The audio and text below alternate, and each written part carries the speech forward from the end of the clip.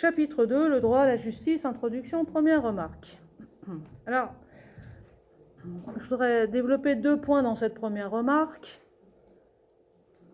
D'abord, je voudrais dire que nous utilisons le mot droit dans 2 situations très différentes. Donc faites attention quand vous avez un sujet avec ce mot. Donc nous utilisons ce mot de droit dans 2 situations, dans 2 types de situations très différentes. La première, c'est lorsque nous voulons désigner ce qu'on appelle un état de droit. Un état de droit. Et en ce sens, eh bien, le droit, le mot droit, définit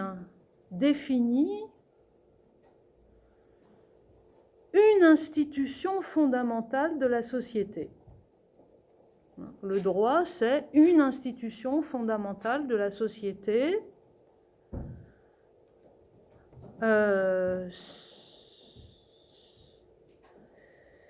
Sachant qu'une société n'est pas nécessairement un état de droit. On a vu par exemple Rousseau, souvenez-vous à la fin du chapitre sur la société, penser un état social qui n'était pas encore un état de droit.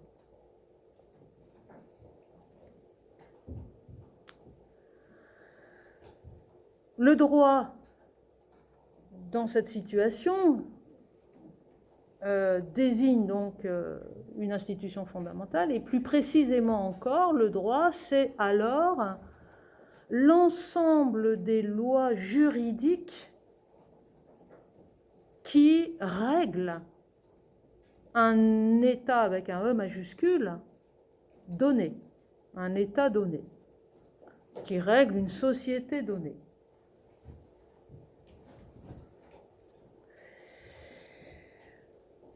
Donc, ensemble des lois juridiques réglant une société donnée, réglant un état déterminé.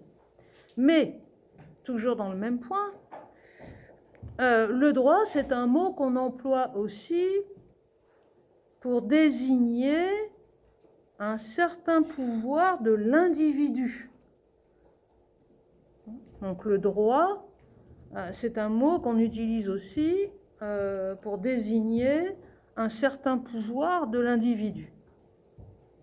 Et en ce sens, le droit répond à une deuxième définition. Donc il y a 2 définitions premières du droit, assez basiques. Donc le droit répond à une deuxième définition qui est qu'il est l'ensemble des pouvoirs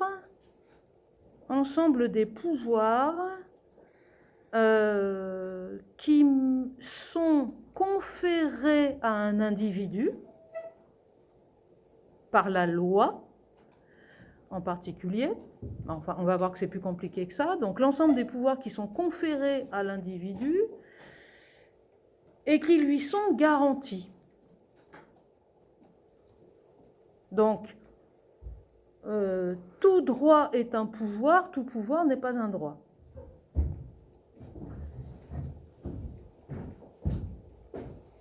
Eh bien, ce que j'ai résumé ici, cette distinction, donc on donne donc état de droit à un état social régi par les lois qui ne sont plus les lois de la nature et qui s'imposent à tous les individus. Le droit est le terme qui désigne à la fois l'ensemble de ces lois et le pouvoir que ces dernières confèrent à chaque individu. D'abord, vous voyez que ces 2 définitions, elles sont articulées.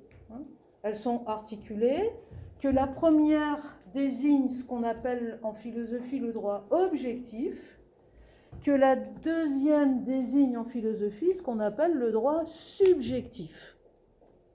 Donc ces 2 définitions, droit comme ensemble des lois régissant un État, régissant une société donnée, et loi, j'ai dit moi, juridique, c'est-à-dire loi n'étant pas les lois naturelles, même si on va voir qu'il existe un droit naturel et que c'est plus compliqué que ça. Hein. Là, ce sont des définitions assez basiques, assez communes.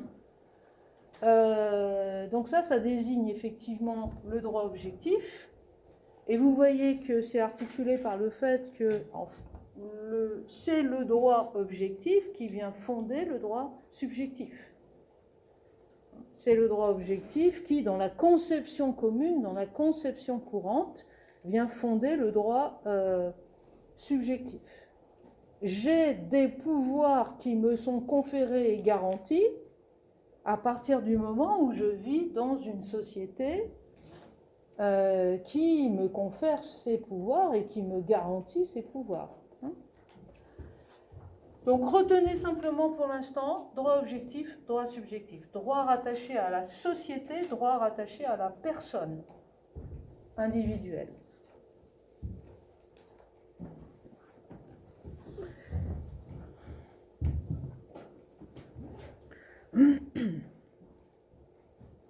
Alors à partir de là, une deuxième remarque. À partir de là, un deuxième point dans ma première remarque. Deuxième point dans ma première remarque, c'est que du coup, ce qu'on peut en déduire pour ce qui nous intéresse, c'est que la philosophie du droit va donc prendre deux directions de recherche. La philosophie du droit, qui est une spécialité d'ailleurs, certains individus qui font des études de philosophie vont ensuite se spécialiser complètement dans la philosophie du droit. Il y a même à l'intérieur de la philosophie du droit, il y a encore des spécialités.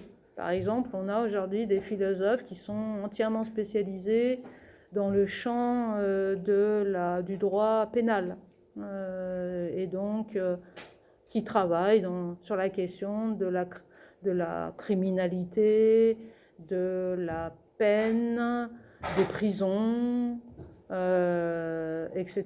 Vous avez la faculté catholique de Lyon, d'ailleurs, propose des diplômes qui permettent à ceux qui sont intéressés par ça de spécialiser dans la philosophie de la peine, la philosophie du droit pénal. Alors c'est assez intéressant. Donc en tout cas, la philosophie du droit, elle peut prendre effectivement deux directions dans ses recherches. Une première direction qui sera toute une réflexion sur la nature de l'état de droit, l'essence de l'état de droit. Autrement dit, la philosophie va poser des questions du style qu'est-ce qu'un état de droit?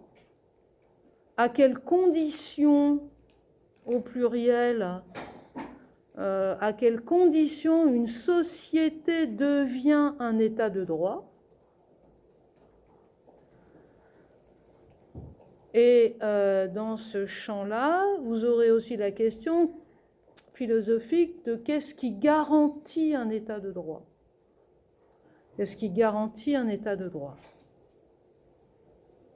Et puis, une toute autre spécialité de la philosophie du droit, une toute autre direction de recherche, va porter tout simplement sur la réflexion sur l'idée des droits de l'homme. Voilà. Donc dans le champ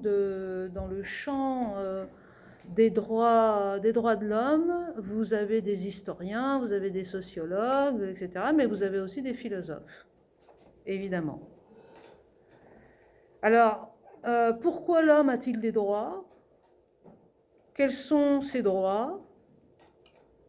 D'où proviennent-ils? Etc., etc. Qu'est-ce qui vient fonder les droits de l'homme? Donc là, on ne se contente pas, si vous voulez, d'une histoire, mais on va vraiment chercher des questions de principes, de fondements Donc des questions plutôt d'ordre philosophique. Alors, deuxième remarque.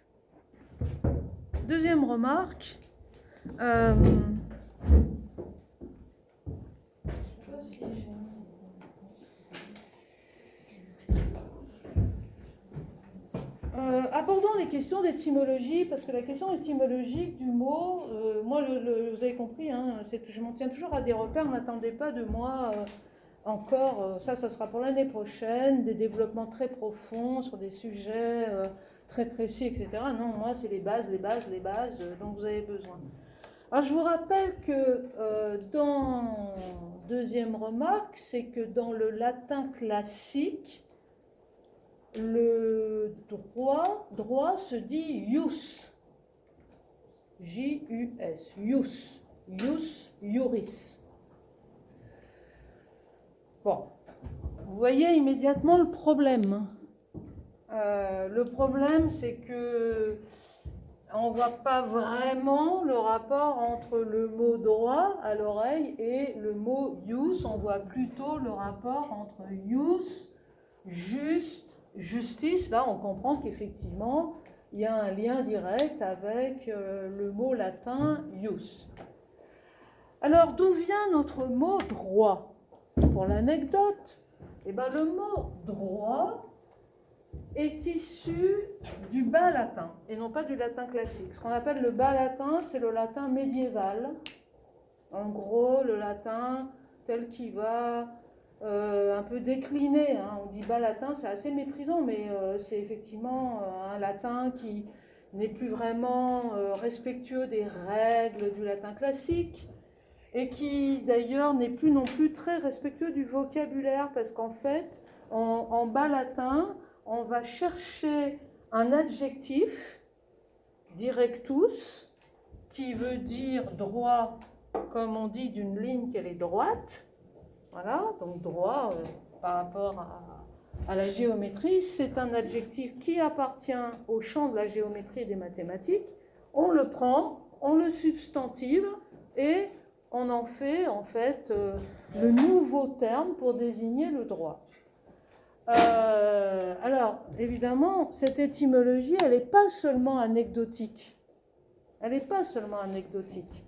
Parce que je pense que vous aurez vous-même fait la déduction que si le droit, c'est comme la ligne droite, pour que vous puissiez tracer une ligne droite, il vous faut une règle. Voilà. Et de la même façon, ça signifie que pour dire ce qui est conforme au droit, eh bien, il faut une règle de droit. Et donc, au fond, cette étymologie amène l'idée de la règle du droit, amène l'idée finalement de la norme première du droit. Quelle est la norme première du droit? Quelle est la norme première du droit? Et à partir de là, si nous possédons la norme première du droit, eh bien nous pourrons tracer une frontière entre ce qui est conforme au droit et ce qui n'est pas conforme au droit. Nous pourrons tracer une frontière entre ce qui est légitime et ce qui est illégitime. Donc il nous faut une norme, et c'est le rôle un peu du philosophe que d'aller chercher cette norme première du droit.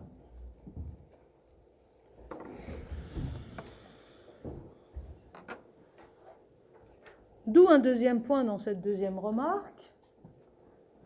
Je vais juste l'introduire et puis je vais peut-être vous laisser, puisqu'après il y a un texte d'Alain que j'aurais voulu qu'on regarde d'un tout petit peu plus près, et on va pas commencer pour s'arrêter en plein milieu.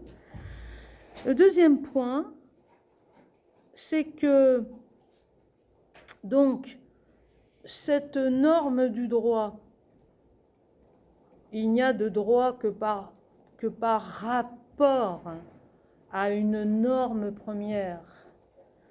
Cette norme première du droit doit aussi permettre de faire la distinction, pas simplement entre ce qui est conforme au droit et ce qui n'est pas conforme au droit, mais doit aussi permettre de faire la distinction entre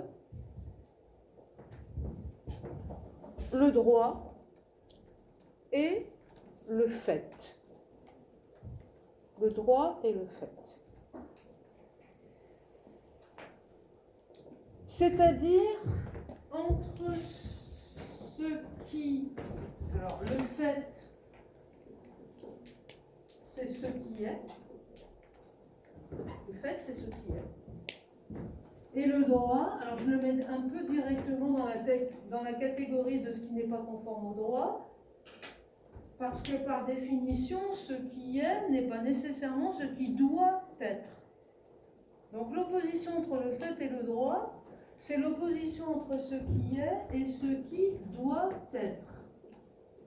Alors attention, cette opposition, elle est plus complexe que simplement ce qui est conforme au droit et ce qui n'est pas conforme au droit.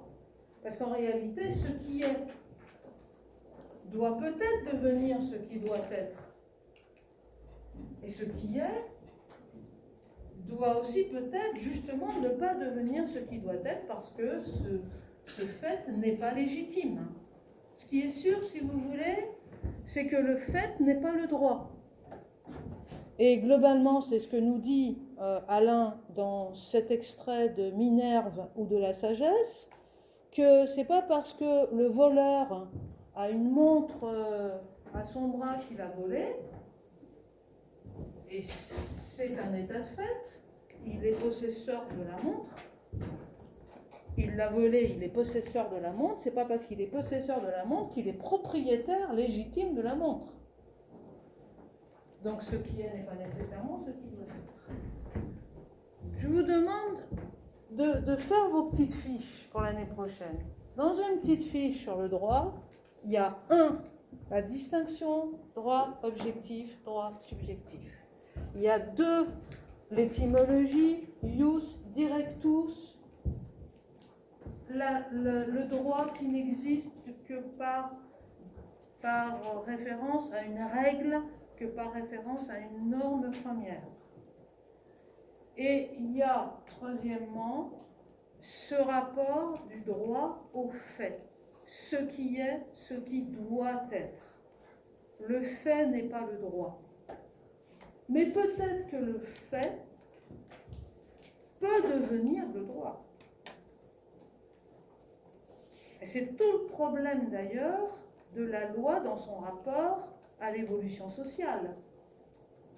Si les comportements des individus se transforment, peut-être que le droit devra changer et devra entériner le fait et décréter que finalement le fait devient le droit.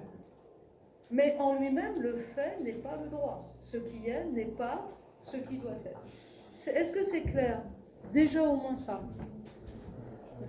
Ok. Comment? Est-ce qu'on peut faire dans le sens ce qui est le droit, c'est pas forcément. Oui. Très bien. Bon, vous avez compris. Une fois que vous avez les repères, effectivement, Juliette me dit on peut inverser. Ben oui, on peut inverser. C'est-à-dire quand vous avez bien compris, vous pouvez vous appuyer dessus. À ce moment-là, vous avez une liberté de réflexion, vous avez une liberté en fait d'interrogation. Bon, ben je ne vous dis pas la semaine prochaine. On continuera. C'est la fin. À la prochaine.